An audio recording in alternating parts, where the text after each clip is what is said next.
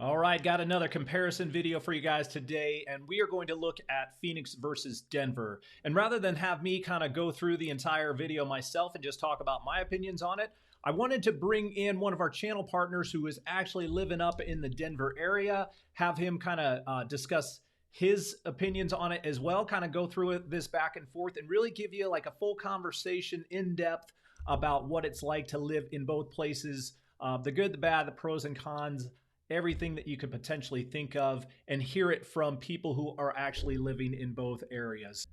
So if you're looking to make a move and you're trying to figure out whether Phoenix or Denver might be right for you, then stay tuned.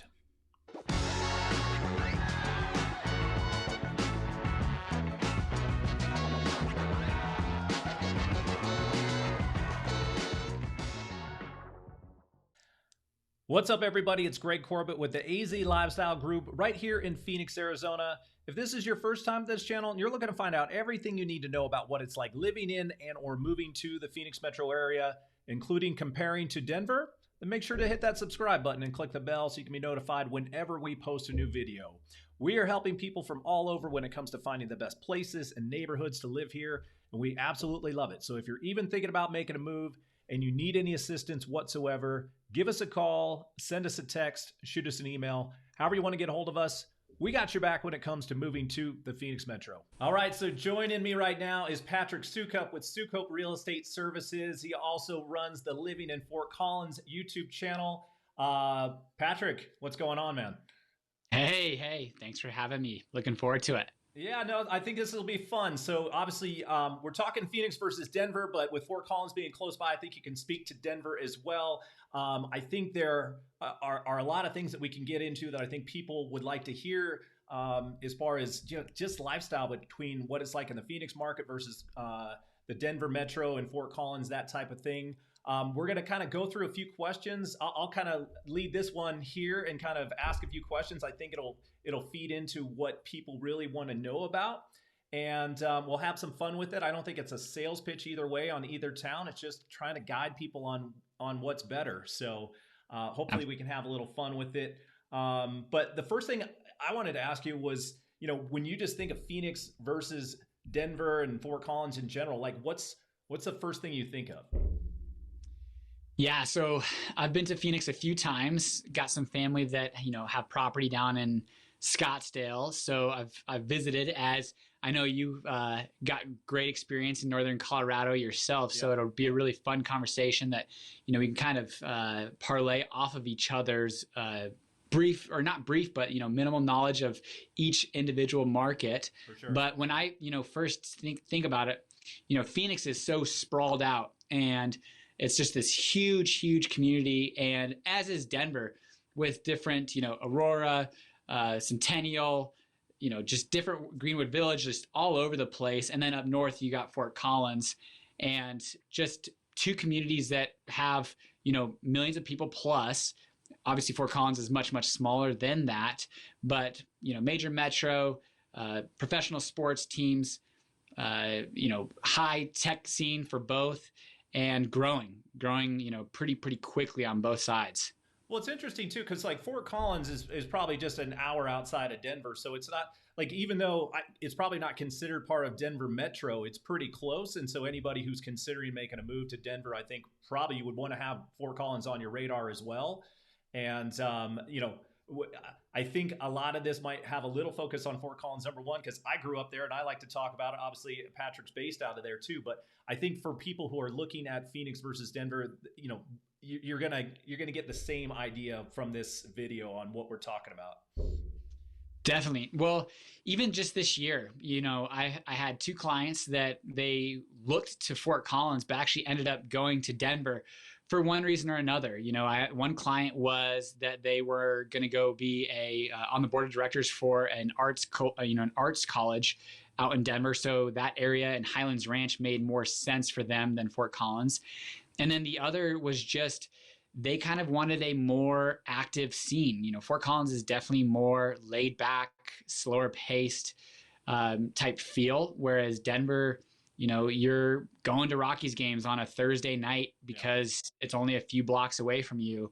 and going to plays and theaters and Elitch Gardens, Six Flags. So yeah, I think if one's looking at Fort Collins, they're also looking at Denver and vice versa. And really, they're just trying to feel what vibe fits them better. Do they want that like more laid back lifestyle, or do they need the 5-star restaurants that, Michelin type, not that Denver has them, but Michelin type restaurants that Fort Collins just doesn't have, or doesn't have the population to, allow for that to be here. It makes sense. It's very similar to what we have in Phoenix as far as the Metro Phoenix area and all the surrounding cities of Phoenix. And even though Metro Phoenix is so sprawling and spread out, from one end into, if you're up in the northwest corner of Peoria and Surprise, trying to get to Central Phoenix, about 45 minutes. Same thing with the southeast. If you're in like Queen Creek, the Santan Valley area, the east side of Mesa, getting into Central Phoenix, about a 45-minute drive. So I think there's a lot of similarities there as far as getting into kind of some of the central areas that maybe have some of the sporting events, some of the, most popular shopping, dining experiences, that type of thing, even though there's a lot of really cool things that each area has to offer as well. So I think we have that in common quite a bit. Talk about some of the things that, because I think a lot of people just like are looking at both and like, how does my day-to-day lifestyle look for myself or my family? If you've got a family, if you got kids, like what does that look like? So for you, you're married, have 2 kids and one on the way. Is that right? Yeah, that's right. And really, that's the common denominator when people are looking to move to Fort Collins or Denver. It's really a lifestyle design. They want to be able to go out their door and within 15 to 20 minutes be in the mountains, whether that's hiking, tubing, rafting, mountain climbing, whatever that might be, out in the sun. We don't have as much sun as Phoenix, Arizona does, but we do have, to your benefit sometimes. Yeah. We do have a significant amount. And so people can get outdoors. We've had a phenomenal fall, and just really people trying to live a healthier outdoor type lifestyle. And that's, from people coming from Georgia, whether it's too hot and humid there and they want to be able to go out during the summers and not get eaten alive by mosquitoes. But I would say the drive to be able to be outdoors, riding your bike, food trucks, going outside and going to the parks, walking your dogs, walking in safe, secure neighborhoods, is really probably what the lifestyle and why, people are looking to Denver. And that's kind of what their day-to-day looks like is, working from home these days and then going out for a walk with the dog for a couple hours. Well, and it's funny because as you go through that conversation, it's a lot of the same conversation that we have people about moving to Phoenix, because it's the same people like, hey, I want to be able to get outside. I want to have an outdoor lifestyle. And we have a lot of that here as well. Obviously, the extreme heat in the summer causes people during the day not to want to be out and about. But we just have, it's just 2 different environments. So you've got the desert kind of activities here where you can get out and about and enjoy all sorts of different things. And then, in Colorado, where you've got a little cooler climate, especially during the summer, where you can get out and have, just different things to do. I think you probably have a lot more of the stuff with maybe the lakes and the rivers and stuff like that. I mean, we do have a little bit of that here, but probably not to the same extent. Obviously, the mountain areas in Colorado are completely different from the mountain areas here in Arizona. But yeah, I mean, it's a lot of the same conversation. People are like, hey, I'm looking to get away from this particular climate, and I want to be where I can be out and about. I can be riding my bike, hiking, going wherever at any time. Yeah, and your people can pretty much be out where you're at, 365, and which is awesome. There's definitely those times where we get, just cabin fever here when we do have like a long cold stretch. We could easily have 70 degrees in December, which is happening this week. Yeah. It's been a crazy warm fall for us. Our temperatures today. Yeah, it's been awesome. But then we'll have, come January, February, we could have easily 10 to 14 days of sub 32. And even when we have those like polar vortexes that come around and sit on top of Fort Collins, and it drops to -10, -14 degrees, I can tell you during those times, people are itching to get to a place like Phoenix, in Arizona, and they're like, "What am I doing here?" Like I said, Yeah. I've got family here, and he's got a house here, and he's got a house in Scottsdale, and when he's here, and I know him, we stay very close, and when he's here during those -10 degrees, I'm like, isn't this the exact reason you have a house down in Scottsdale and Phoenix, is that you don't want to be here during these -10 degrees? What are you doing? No, Get out of here. he's doing it right. You got to have a little bit of mix of both. I mean, I'm like that too. I like to have a mix. It's like I like my nice weather all the time, and I kind of like to have the cold weather, and especially during like the seasons and stuff like that. You get the holidays, you're like, I want to be able to kind of throw on a couple layers here and there. So Speaking of having holidays, a house in both places is the correct answer. Really, we should yes. end the video right there on that. I agree. That's the life right there. Now, question for you real quick. You just spoke Yeah. holidays, and I'm curious.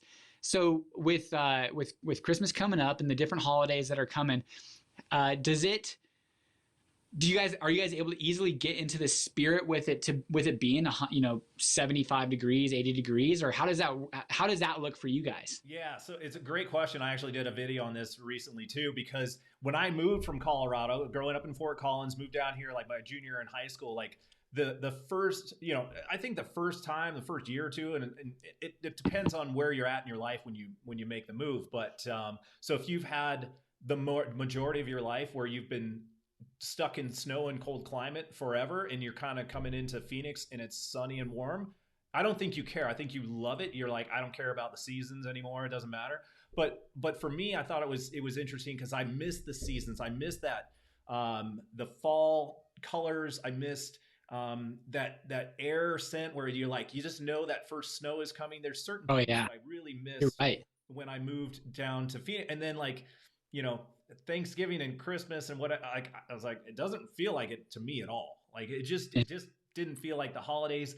Now I have a little one, so it kind of changes things a little bit now. So because like once you have kids and you find ways to like make it feel like the holidays, and Yeah. Arizona does a good job of like trying to do whatever we can to like put out as many lights out as possible to decorate and make it feel like a holiday season, even though people are out by the pool while they're looking at Christmas lights. So it's interesting. It depends on who you are as far as if it's going to affect you negatively or not. But I know it did for me. But Well, I it's talked to other people about it, and they're like, we don't care. it's funny you say that with the little one, it definitely changes things, because Yeah. I am by no means a Grinch. Like I mean, I love my holidays. I love getting together with That's family. not what I heard. Love the cheer. Yeah.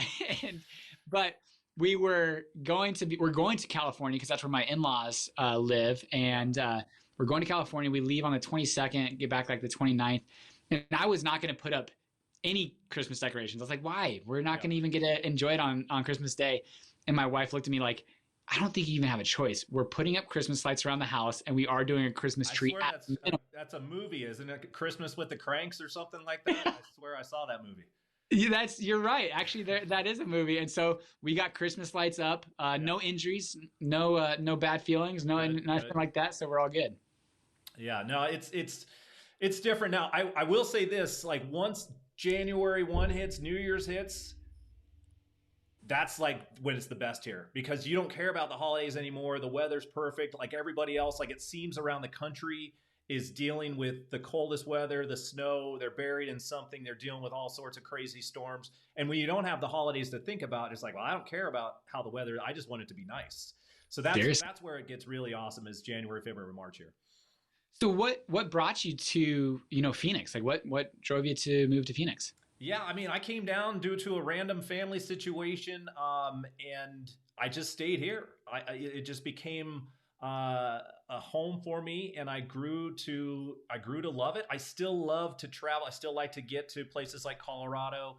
My wife and I were in Breckenridge a couple of years ago and spent the week for 4th of July. Absolutely loved it. Absolutely loved it. And it's like, those are the types of things that kind of make us like, hey, you know what? Like maybe we should get back to Colorado here and there too. There's so many places that we like to visit, and we're like, I'd consider that. Cool. But there's a lot to love about here. I'm sure we're gonna do another video of just Arizona versus Colorado in general. So make sure to check out that too, where Patrick's going to lead that one. It'll probably go in a whole different direction, but we're going to probably talk about just the states combined because there's a lot to think about, not just outside the cities in general. So, yeah, there's a lot to love about it. I mean, I think there's a lot of people watching that probably is like, hey, if there's something that's really important to you on one or the other, then you got to go with your gut and just go with that. And I think if you're the right personality, you're going to love wherever you live. It's just the people like, hey, I really want to be around snow sports versus I really want to be around the desert and kind of doing outdoor activities on that. I mean, that's probably a key reason. Some of the job opportunities, but man, we've got so many similarities when it comes to the people, the amount of people moving in, the housing market going absolutely nuts, the amount of companies coming here, and to both Phoenix and Denver. It's crazy, the similarities. Yeah, no, really. It just seems like you open up the newspaper and there's a company either relocating or putting a headquarters here, or Boulder, or Denver. Yeah. Fort Collins is, we're attracting some good talent, some good companies. We're also building and developing a lot of, not we aren't, the companies are here developing and growing and providing good paying jobs. But yeah, I think clearly, both Phoenix and Denver, and Colorado and Arizona are places that are just booming for a lot of different reasons. You don't have to be in New York City or Philadelphia, and you can go be somewhere where you want to go live outdoors and not be surrounded by, a million people within a mile. Yeah, yeah, 100%. Especially with what has happened over the last couple of years. I think it's we because I think we both. I'm a fan of Colorado as well as Arizona, so I can talk about the pros about both places all day long. Let's really give people some things that maybe we don't like the things that maybe we go through year to year that are like, man, this is annoying.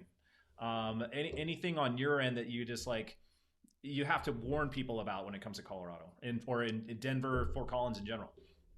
Yeah, I think one thing I remember flying into Phoenix and seeing, the interstate 6 lanes wide. It's almost as you guys were built for this, population growth, and all these people coming in, and I can't speak to that, but I can tell you that in northern Colorado, Fort Collins, Denver, our traffic situation is just miserable. Is I-25 still like 2 lanes going on? Yeah, I mean, they're doing this 19-mile expansion from there. It'll finally be from Fort Collins now pretty much to Denver, which will be 3 lanes. Okay. But it's 10 years behind where it should be. Yeah. And the construction still has I think a year or a year and a half out just for this 19-mile stretch.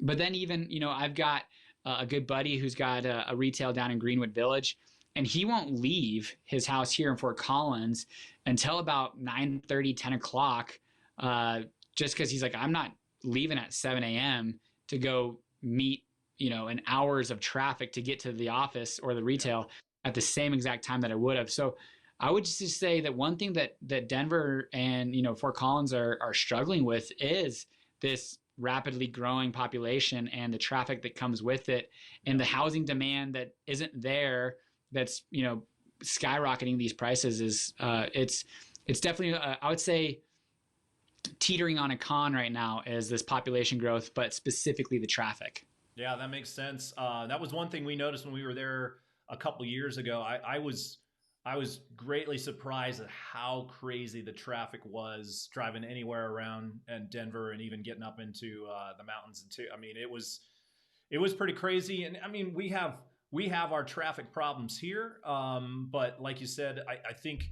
and I don't think that Arizona has all their stuff together when it comes to managing our traffic issues, but we have expanded quite a bit as far as, and I think having the cities so spread apart from each other and not having, I don't know, it's just always been on this grid system that's kind of worked or whatever. But the traffic here compared to some of the areas I've been to is pretty decent.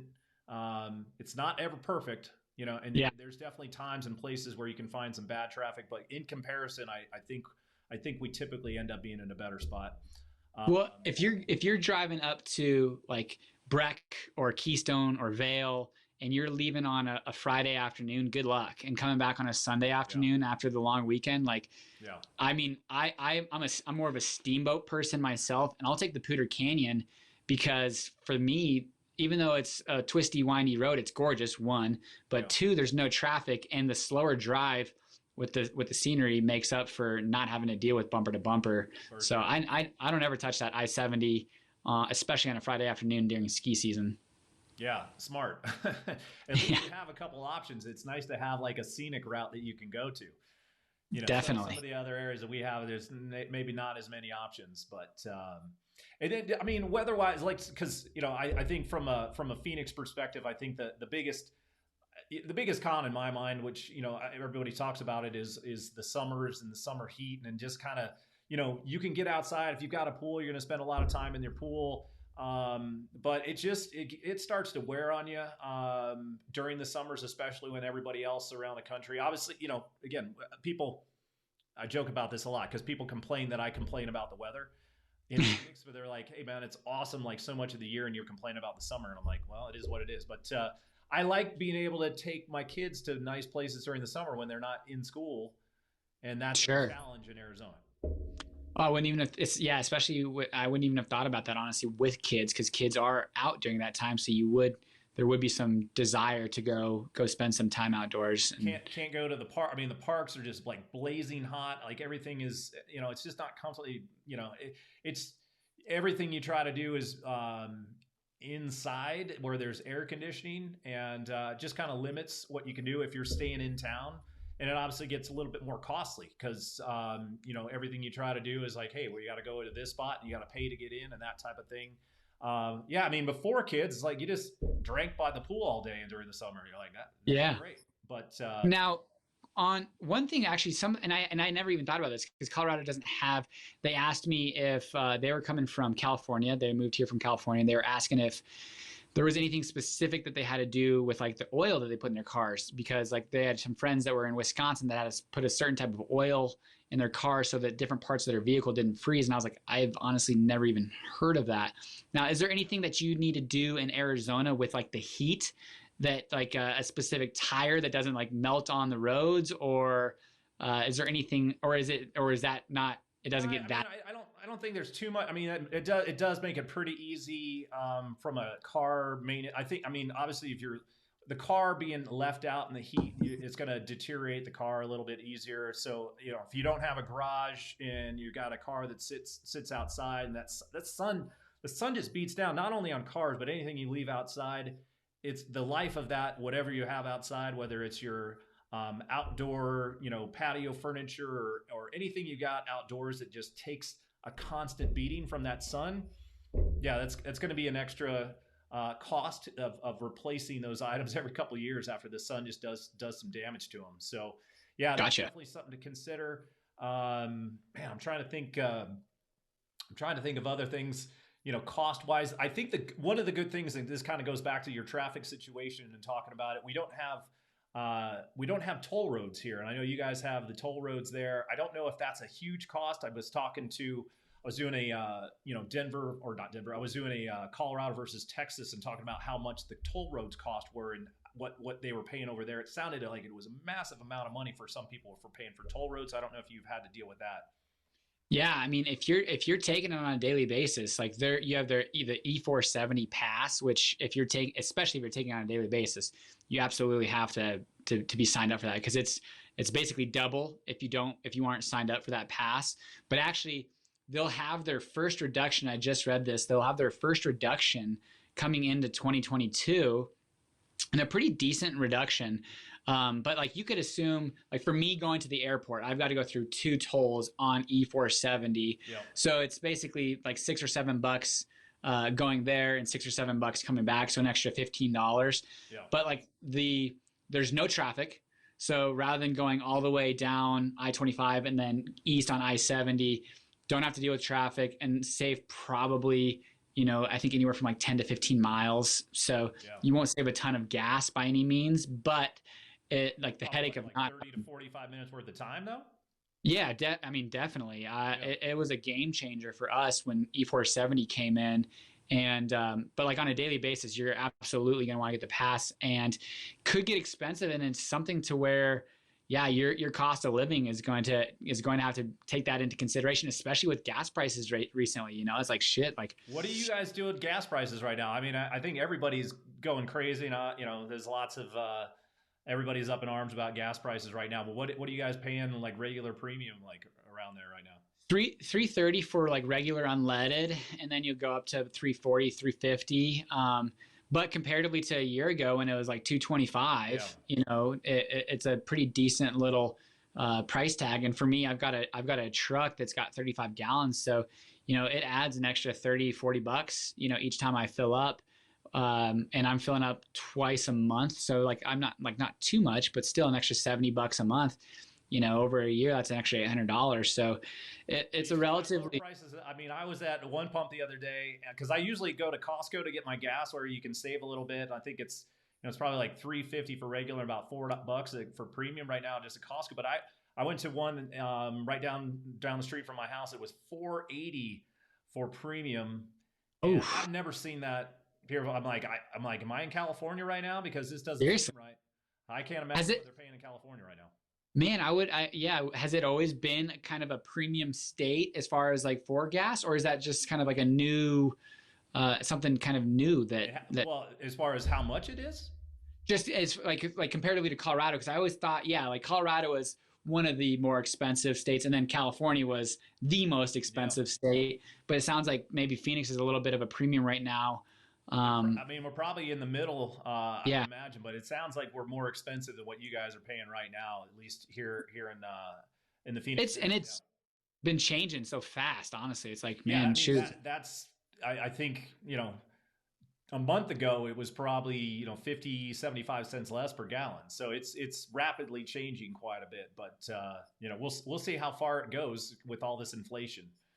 How much of a commute, like a daily commute, does somebody in Phoenix like are expected to do? Like, what's like a daily commute look like on that? Yeah, I mean, it depends on what people are doing. Obviously, we're still seeing a lot of remote work. I think you do have people that are living in some of the suburb areas. They're out in Mesa, Chandler, Gilbert on the east side, or they're out in Surprise, Glendale, Peoria. If they're driving into Central Phoenix, then you're probably going to have about the 30 to 45-minute commute, depending on where you're coming from. That Central Phoenix area, it tends to get the most traffic, so that's where during your traffic, your rush hour times, you're going to see the most challenges. Outside of that area, it's pretty free flowing. But a lot of people live in Phoenix, live in Scottsdale, work in Phoenix and Scottsdale, and probably don't have to deal with that. But I'd say that for the people who live on the areas that might be a little bit further out of town, you could have those a little bit longer commute times. But it's not. I mean, outside of, I don't see anybody or hear about anybody trying to drive like an hour to get anywhere anymore. Gotcha. Yeah, I would say that's one thing that, I was just actually in a meeting just right before this with a realtor down in Denver, and what you were talking about, affordability, and there's no such thing in Denver as far as affordability goes. Yeah. There's no entry price point unless you're looking at like a condo or a townhome.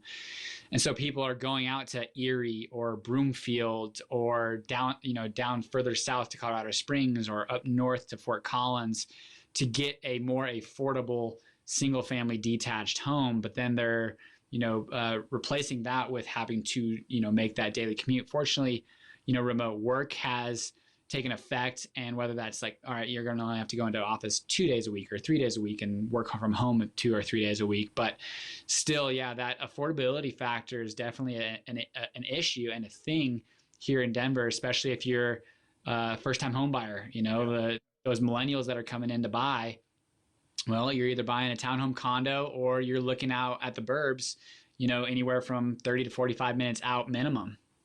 What are you guys averaging like for your area price point wise right now? Do you have an idea and like how much that's changed over the past year?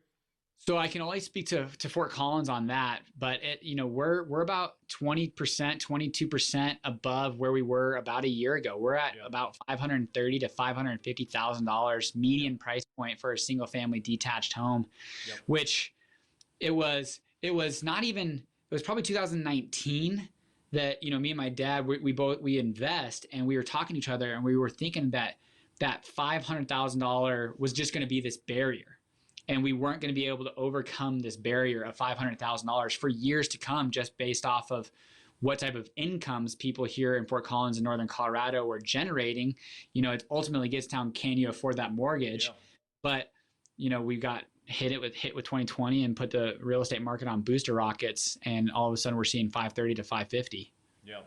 How about you guys? Yeah, I mean, we're pretty close. Like, I think our median price as of last month was right, or the average sales price was at 515. I think the median price is more around the 410 range, and that's considering the entire metro area, which is all of Maricopa County. So you're getting in the Scottsdales and everything that's going on, Scottsdale PV, certain parts of Phoenix that are the higher multi-million dollar stuff included, with some of the outskirts that maybe where you might be able to find something decent in the 300 to 400K range. But the stuff I'd say under 3 is almost next to non-existent, and unless like you said, you're trying to find like a little condo or something like that, and then half of them can't even finance. So it's Right. so it gets a little bit challenging, and we're in a huge investor market as well. There's I was just going to ask that when you were talking about financing. So I know, yeah, that Phoenix and Scottsdale and that area is definitely driven, or has received a lot of investor dollars. Yeah, and I was going to ask, because I mean, we get a lot of Airbnb money coming in, and so short-term rentals, like a lot of just people who are looking to invest in homes, and they're like, hey, the rental market is great right now, so we can either find a property and make some money, turning it into a short-term rental, or we can even long-term rentals are doing well. Do you guys have a huge short-term rental market? I would imagine you would, but I don't know if that's a huge factor on your market. Yeah, definitely. There was a buddy of mine who had a townhome in down in downtown Denver, turned it into an Airbnb, basically tripled what his mortgage was, and literally moved in with his parents just based off of the income that he was generating from the Airbnb that he Yeah. bought in downtown Denver.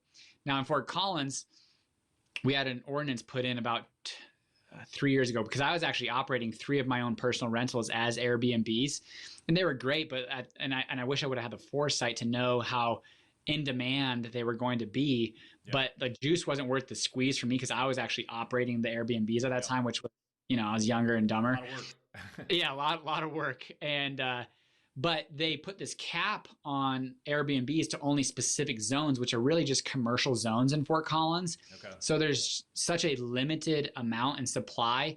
But you go on there, and I mean, people are crushing it on 30-day rentals, for like executive rentals, furnished rentals, and Airbnbs.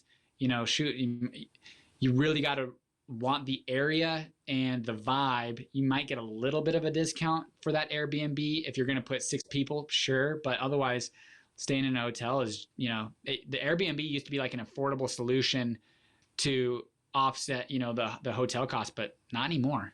Not Yeah, here, at least. well, but I look at it too. I mean, hopefully, like there's part of me, like I'm one of those people, like I like when people have the opportunity to get into the real estate investment market, have ability to make some money and give somebody some value by turning their property into an Airbnb for people who want to rent it. But I also like people being able to afford homes too, to live in. So it's like finding that balance of like, hey, so maybe there should be a little bit of regulation, what it sounds like you guys have there in Fort Collins, to be able to allow more people to buy places to live as well, because that's where it's gotten crazy as far as the supply. I mean, we just have such a low supply, and it's because if you got a bunch of people like, hey, I can make money off of rentals, then you got no places for people to buy and live. Yeah, and that was one of the big drivers of the decision. Was we already had at that time, Fort Collins was still a hot market, as I believe Phoenix and Arizona was, but we were having issues with supply on the rental and ownership side of things, and they did have kind of the foresight to see that becoming an issue, and so at that time, gosh, I can't remember. There was only like 400 or something like that, but the trajectory of what it was going at, how many we were increasing each year was an issue. So yeah, it's very difficult. There's a licensing here in Fort Collins, and those licenses are very valuable. Yeah. And if you have it, great. But otherwise, there's really not too much of options for people to turn their properties into Airbnb. So it's kind of not even a topic of discussion if you're talking to a seller or a buyer. They ask, and it's pretty much just like, probably not. Maybe a primary. So like we distinguish between primary and non-primary Airbnb. Yeah. So if somebody lives there at least 6 months of the year, they can turn it into an Airbnb the other 6 months. But not many people do that. We aren't necessarily a kind of a snowbird community that you might see a little bit more of in that Phoenix, Arizona, Scottsdale, Arizona, where people might only be there for 6 months. Pretty much most of the people that are living here in Northern Colorado are going to be primary residents year round here. Yeah, makes sense.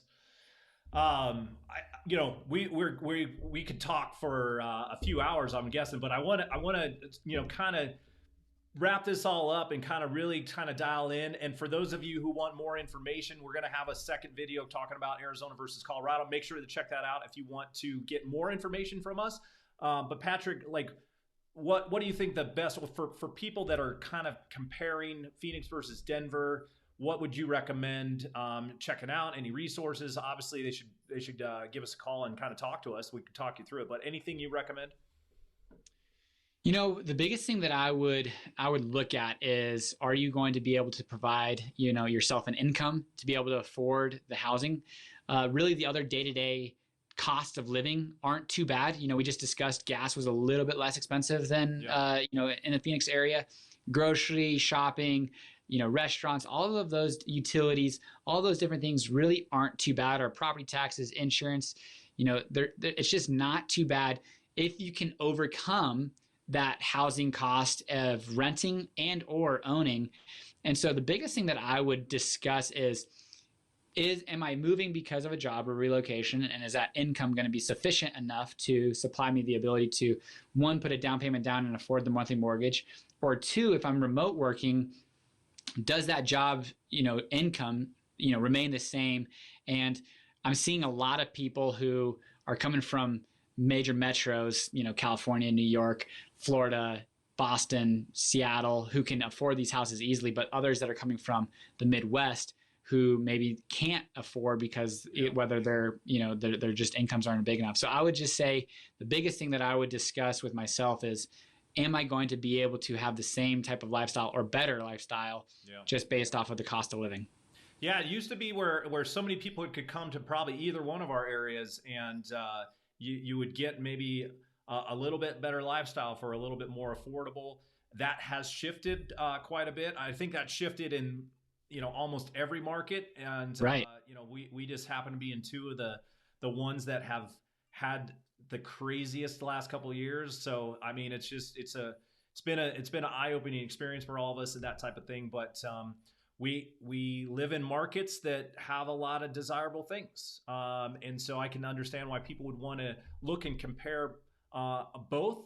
There are pros and cons of both. I would say, overall, if you like snow and you like seasons, you might be leaning towards Colorado. If you don't like seasons and you don't like snow, then you might lean towards Phoenix. I don't know, but it could be as simple as that. But I think there's so many things, other factors, and again, lifestyle, that type of thing you want to know about. Give us a call and reach out to us. We'll leave our contact info below. I'll leave. I've got Patrick's info if you're watching my channel. He'll have mine if you're watching his. And reach out and just kind of talk to us.